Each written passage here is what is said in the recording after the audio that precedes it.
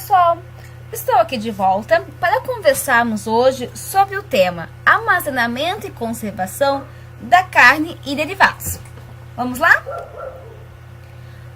O que podemos falar da conservação da carne? A carne, como já conversamos em vídeos anteriores, é um alimento, uma matéria-prima extremamente perecível. A carne possui, além de uma composição química favorável ao ataque de micro-organismos, né, que é justamente o substrato de interesse das bactérias, que é justamente a microbiota inicial da carne, logo que ela sai do frigorífico, então ela tem uma certa carga de micro-organismos, né, que corresponde principalmente ao grupo das pseudomonas, que são bactérias deteriorantes. Aí temos que lembrar daquele velho conceito, né, que são bactérias deteriorantes, né? São aquelas que deterioram, ou seja, alteram características sensoriais da carne, depreciando a sua qualidade. Além disso, o pH da carne é acima de 4,5, o que classifica esse tipo de alimento como alimento pouco ácido. Além disso, também podemos dizer que a água, né, a atividade de água da carne, ela é alta, elevada acima de 0,9, né? Então, todo esse conjunto de fatores é que faz com que a carne seja um alimento extremamente perecível. Temos que, então, tentar, tecnologicamente, aumentar a vida de prateleira. De que maneira? Utilizando diversos métodos de conservação. E é sobre este assunto que vamos conversar a partir de agora. Bom, os métodos de conservação criam condições adversas para o desenvolvimento de micro-organismos. Vou dar um exemplo bem pontual. Vou relacionar a carne in natura, a carne fresca, com o charque, que é um produto bem tradicional aqui do Rio Grande do Sul. Bom, o que é o charque? É carne salgada, dessecada. Ou seja, passa por um processo de secagem, além de adição de sal. O sal, ele inibe o crescimento de micro-organismos e a secagem retira parte da água, que é aquela água livre, disponível ao ataque dos micro-organismos. Então, somente, como é que eu posso dizer que o charque tem uma vida útil bem superior à da carne in natura? Porque eu estou, então, mexendo, alterando, digamos assim, fatores cruciais para o desenvolvimento dos micro-organismos, né, que acometem, que se desenvolvem na carne. Então, assim, eu estou criando condições adversas. Consequentemente, eu aumento a vida útil da carne, né? E também estou oferecendo ao consumidor um produto com maior segurança alimentar. Porque se eu crio condições adversas ao ataque de micro-organismos deteriorantes, eu também estou criando condições adversas para o desenvolvimento de micro-organismos patogênicos, que são aqueles que causam, então, patologias, conferem doenças, infecções ou intoxicações alimentares. Principais métodos de conservação. Então, tem o uso do calor, o uso do frio, o uso do controle de umidade, o uso de substâncias, né, químicas. Mas a gente pode falar do calor, pessoal. O calor, eu vou, então, como o nome diz, eu vou aplicar calor com o objetivo de eliminar micro-organismos, né? Então, na tecnologia de carnes, eu tenho dois exemplos. Eu posso ter o método de cozimento e o método de esterilização. A mortadela, a salsicha, o patê são exemplos clássicos do uso do cozimento para aumentar a vida útil da carne, transformando em outro produto. No caso aqui, vamos pensar na mortadela. A mortadela, durante a sua elaboração, ela passa por um período de cocção a uma dada temperatura constante. Essa temperatura, ela não é suficiente para eliminar grande parte dos micro-organismos, mas ela provoca desnaturação proteica, né? E isso faz com que deixe a proteína não tão acessível aos micro-organismos. Já o exemplo da direita, de carne enlatada, é o uso da esterilização, que é justamente, né, aplicar calor a uma temperatura acima de 100 graus Celsius. Então, a gente está utilizando um tratamento térmico bastante severo, bastante rigoroso, que é a da esterilização, onde eu elimino até 99,9% dos micro-organismos presentes, inclusive os micro-organismos, né, esporulantes, os esporos, né, e aí é representado pelo Clostridium botulinum, o grande vilão, digamos assim, da tecnologia de alimentos. O Outro método, né, outro princípio é o uso do frio. Aplicação de baixas temperaturas com o objetivo de retardar o crescimento de micro-organismos, né? Princípio frio. A gente sabe que então, temperaturas mais baixas retardam o desenvolvimento bacteriano. Agora, método é um pouquinho diferente. Eu posso utilizar frio de duas maneiras, que é a refrigeração e o congelamento. A refrigeração usa-se temperaturas baixas, mas acima de 0 graus Celsius, né? Então, o tempo que eu consigo de aumento de vida útil é um pouco menor, 3, 4 dias, né? 5 no máximo, né? Sem perder características sensoriais significativas. Já o exemplo da direita, temos o congelamento. Congelamento usa temperaturas abaixo da temperatura, tá, de fusão da água. Então, o que acontece? A água, né, como acontece, vai solidificar, então, a solidificação, ou seja, transformação da água líquida em gelo, abaixo de 0 graus Celsius. Quando essa água congela, ela também fica indisponível para a utilização dos micro-organismos. Outros princípios que existem é o uso de produtos químicos, né? Ou seja, a aplicação, né, a adição de substâncias químicas que vão possuir ações específicas na conservação da carne. Então, os exemplos mais clássicos da tecnologia de carnes e derivados é o uso, então, do sal de cozinha, né, o cloreto de sódio, tá? Então, um exemplo mais tradicional, eu sempre vou falar do charque, por ser um produto tipicamente gaúcho, tá? Então, o uso do sal em grandes quantidades, né, na elaboração do charque promove a retirada parcial do conteúdo aquoso por volta de 45%, né, além de penetrar sal no interior da célula. E o sal, ele tem também uma ação de inibir o crescimento de micro-organismos. E o sal de cura é o nitrato e ou nitrito de sódio. Ele é um sal, tá, que é utilizado então nos métodos de cura. Então, o que é uma carne curada? É uma carne que possui adição de nitrato ou nitrito de sódio, que é o sal de cura. O sal de cura, ele também tem uma ação específica, né, de inibir crescimento de micro-organismos. Mas ele tem uma ação bem específica que o sal de cozinha não tem, que é a ação frente ao Clostridium botulinum, né? Então, o Clostridium botulinum, lembrando aquele micro-organismo anaeróbio, ou seja, ele somente se desenvolve em ambientes onde tem ausência de oxigênio. Por isso que a carne enlatada pode ter o crescimento de Clostridium botulinum, porque ele está na forma de esporo.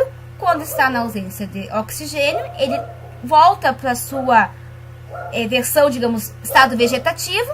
Isso faz com que ele se desenvolva, porque quando faz o recravamento, há uma ausência de oxigênio.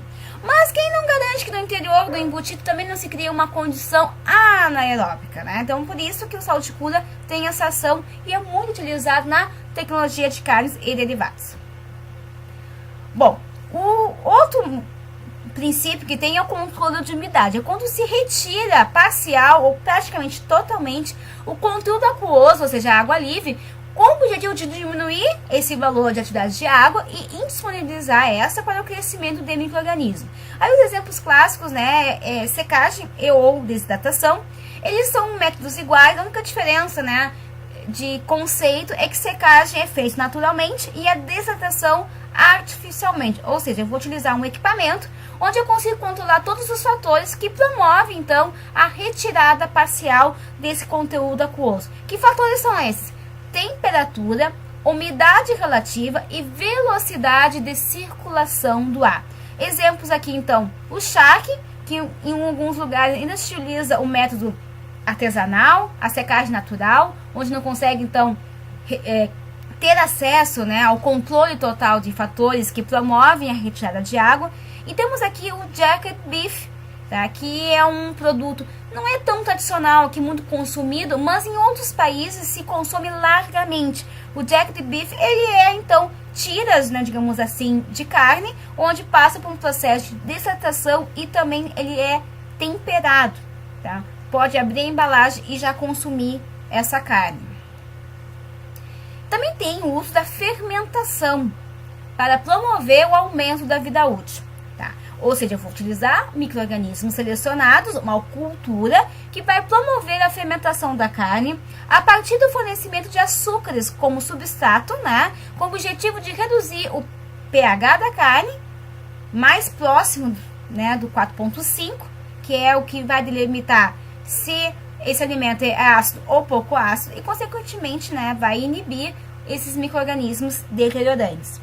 O que mais se utiliza na tecnologia de carnes é a fermentação lática, onde então bactérias láticas, muitas vezes presentes naturalmente na microbiota da carne, vão utilizar então açúcares.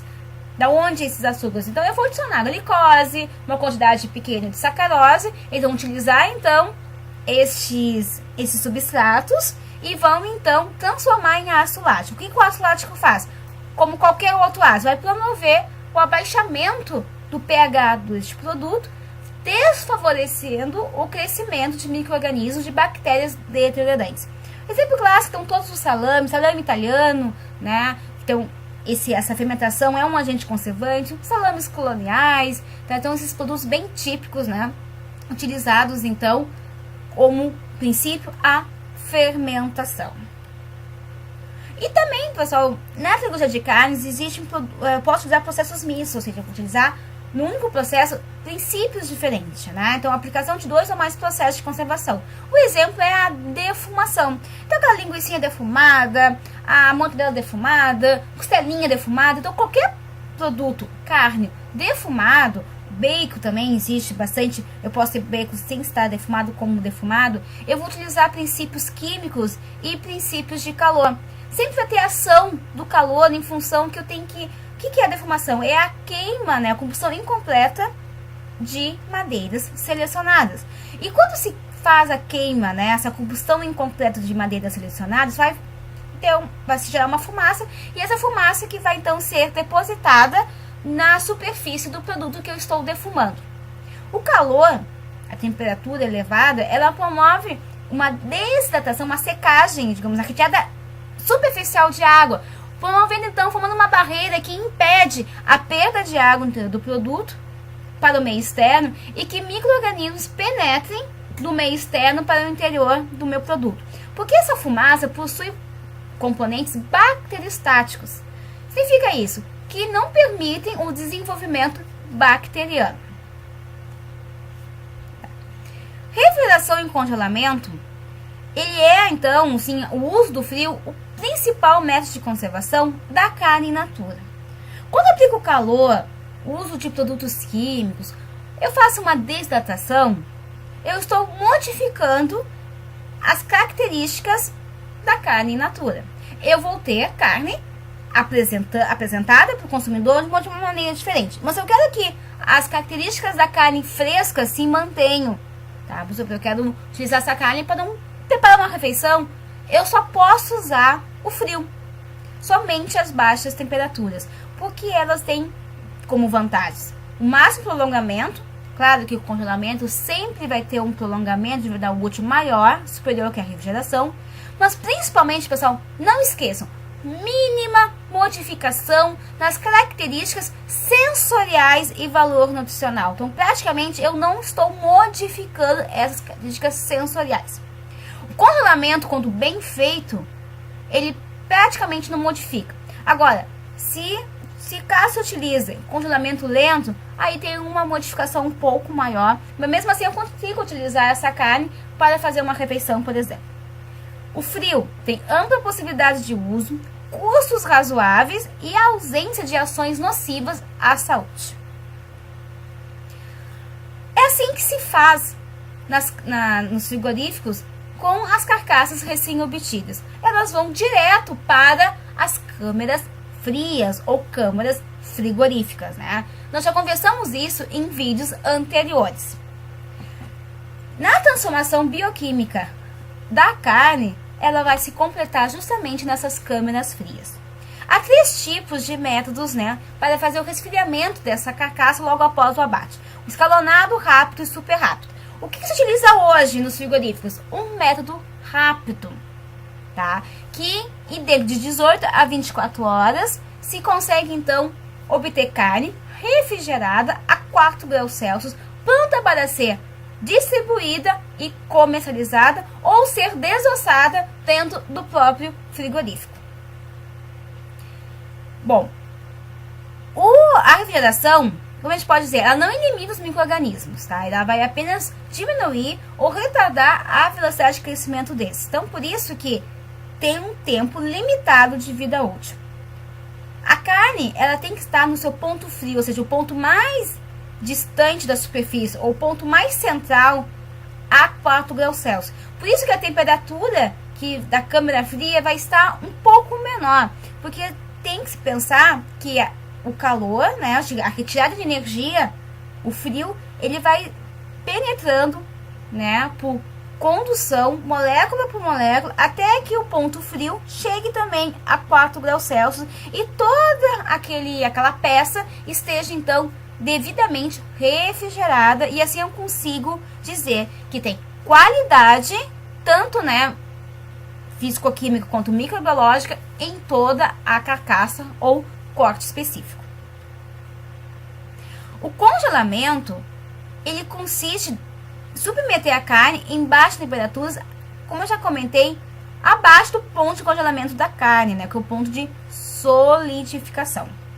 Como as temperaturas baixas são mais severas, a água presente no interior da carne congela. Então, assim, a maior dificuldade dos micro-organismos desenvolverem. Por isso que a carne congelada tem um tempo de vida superior que a da carne refrigerada. Sempre o congelamento ideal é o rápido e o descongelamento ideal lento e sempre sob refrigeração.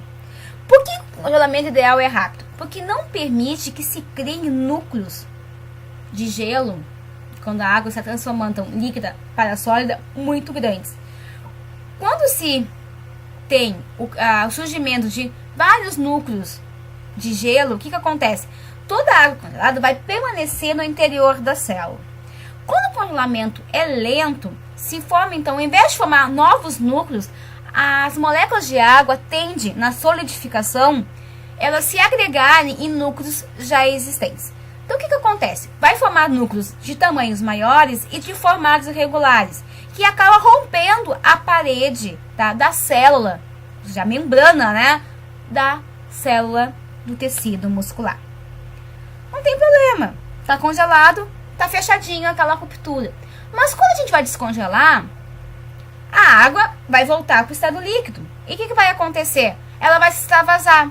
Como tem uma ruptura, tudo que está dentro da célula também vai ser extravasado. Então, a perda de nutrientes, a perda de características físico-químicas, características sensoriais, perde um pouco da cor, né? Então, sai aquele líquido avermelhado, que tem a ver com a hemoglobina, que é o principal pigmento da carne, que também tem uma coloração vermelha.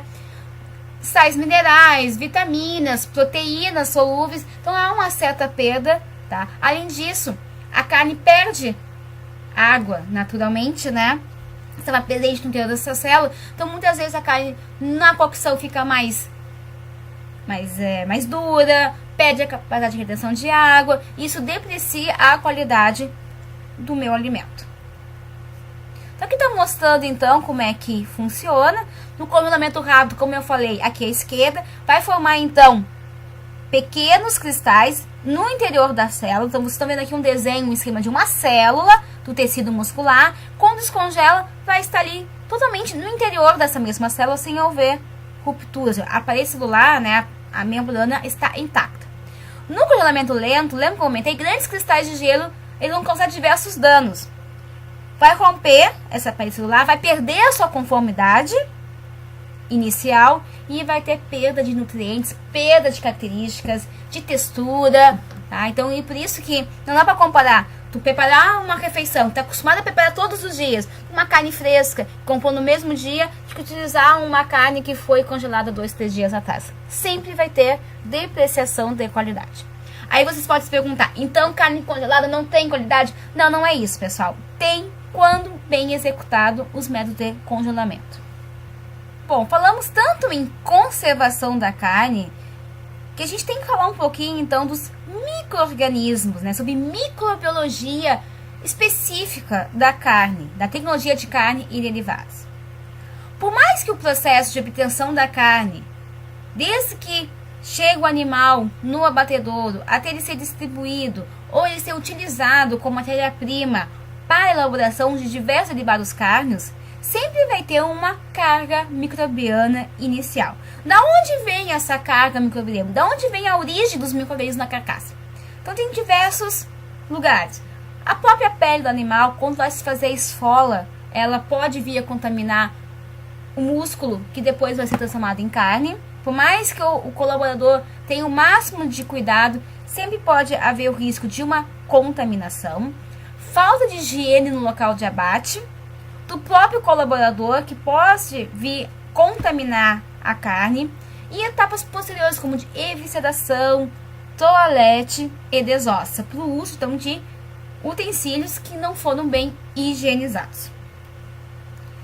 Os principais grupos de micro-organismos envolvidos são bactérias, porque as bactérias, como a gente já viu em microbiologia geral, eles são micro-organismos, tipos de micro-organismos que preferem se desenvolver em sistemas, em alimentos que têm como substrato a proteína. Não quer dizer que em frutas e hortaliças, por exemplo, que são alimentos ricos em carboidratos, que não vai ter o desenvolvimento bacteriano. Não é isso. Mas na carne, os tipos de micro-organismos que se desenvolvem são aqueles que preferem se desenvolver em alimentos, né, em lugares, sistemas que sejam ricos em proteínas. E os principais grupos, né, envolvidos, gêneros Pseudomonas, Acinetobacter, Lactobacillus, Enterobacter, Alteromonas, eles são então psiclotróficos, né, que são aqueles, relembrando, grupos de bactérias que possuem temperatura ótima de desenvolvimento em torno de 20 a 23 graus Celsius, semelhante dos grupos dos mesófilos, mas podem também se proliferar sem grandes dificuldades a temperaturas de refrigeração. Então, são aqueles micro-organismos que têm comportamento tanto de mesófilos como dos psiclófilos, o que faz com que aumente a margem de atuação desses micro-organismos. As principais alterações observadas são em condições de presença de oxigênio ou de ausência de oxigênio. A aerobiose são sempre relacionadas com fenômenos superficiais, né, que é aparecimento de odores desagradáveis, limosidade superficial e alterações na cor. Já as alterações de anaerobiose são aquelas mais relacionadas com acidificação e putrefação. Então aquele cheiro bem fétido, bem estranho, difícil, né, de sentir, complicado, sempre ele vai estar relacionado com a putrefação, porque há a liberação, por exemplo, de compostos sulfurados, que tem um odor bem característico e está numa intensa já sistema de deterioração, não tem nem como consumir esse tipo de carne.